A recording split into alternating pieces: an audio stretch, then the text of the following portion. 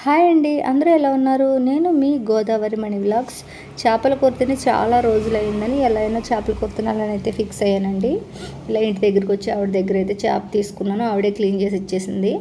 ఇదిగోండి, చేపల కూరలో ఎప్పుడు పులుసు చేసినా నేను ఈ విధంగా బెండకాయలు అయితే వేస్తానండి. ఎందుకంటే చేప ముక్కల కంటే బెండకాయలు నాకు చాలా ఇష్టం. మీలో ఎంతమంది ఇలా బెండకాయలు వేస్తారు, ఇష్టంగా తింటారు, నాకు కామెంట్ చేయండి. కరివేపాకు, కొత్తిమీర వేసేసి మూత పెట్టేసి ఇదిగోండి, పులుసులా రెడీ అయిపోయింది. భలే ఉంది కదా చూడటానికి. తినడానికి కూడా చాలా బాగా వచ్చిందండి.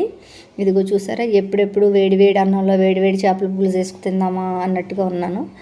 తినేస్తున్నాను. చూసారా, బెండకాయలు అయితే చాలా బాగున్నాయండి. అంతే కదండి, చిన్నప్పటి నుంచి కూడా చేప తల అంటే నేను చాలా ఇష్టంగా తింటాను. ఇంట్లో ఎవరిని తినేవను, ఇప్పుడు కూడా అదే తింటానండి నేను. మీలో ఎంతమంది చేపతలు ఇష్టంగా తింటారో నాకు కామెంట్ చేయండి. అంతే కదండి, వీడియో నచ్చితే లైక్ చేయండి.